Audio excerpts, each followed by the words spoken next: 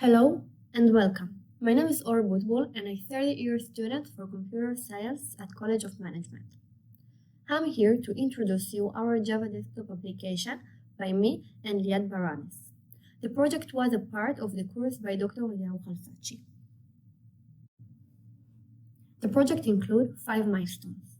At first, we plan and design the server side according to solid principles. Second, we develop the server with cache management and the ability to handle different types of tasks. In milestone 3, we implemented the best FS algorithm to find the cheapest path between 2 points. Then, we developed the costume interpreter for sending command to the airplane. And lastly, we developed a desktop application using MVVM architecture and JavaFX platform. In the last milestone, we have combined all the knowledge we reached this course to our project. The MVVM architecture. The model represents the actual data and/or information we are dealing with.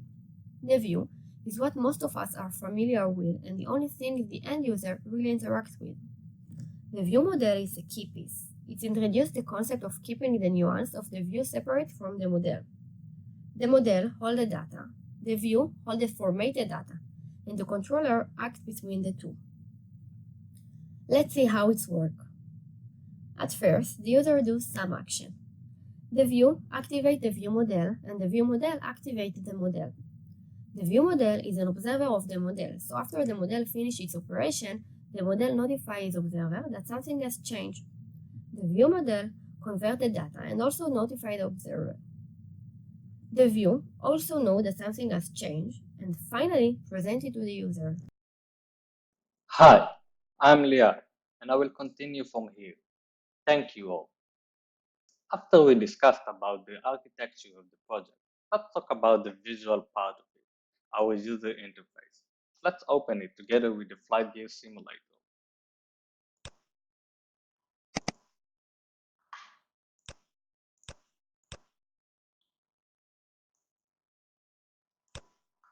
Okay, we've developed this interface using JavaFX, and that interface is functioning as a joystick to the open source flight simulator flight gear. Before we take off, let's check that everything works correctly.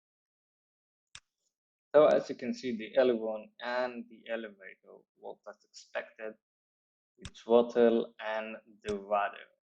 We also added a very nice feature for reset rudder, and that's because the natural position of the rudder is not in movement, unlike the throttle. This tool we developed implements the minimum controlling requirements to handle a basic airplane flying in the sky. So let's take off.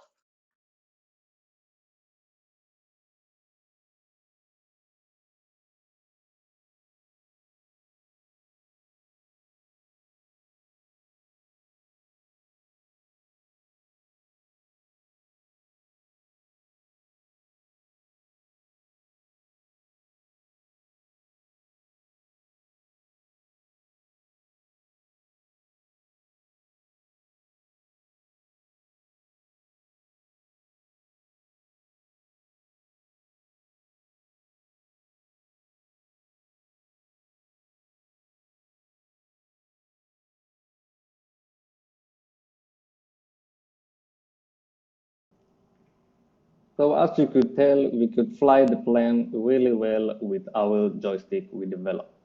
So now let's talk about the connection relationship between the simulator and our interface. Let's close it. We didn't use that here, but in fact, the simulator can also act as a client that is connecting to our application server and transfer useful information so we can use to implement, for example, an autopilot or many others creative ideas. Me and O used GitHub to optimize our teamwork on this project, as you can see here.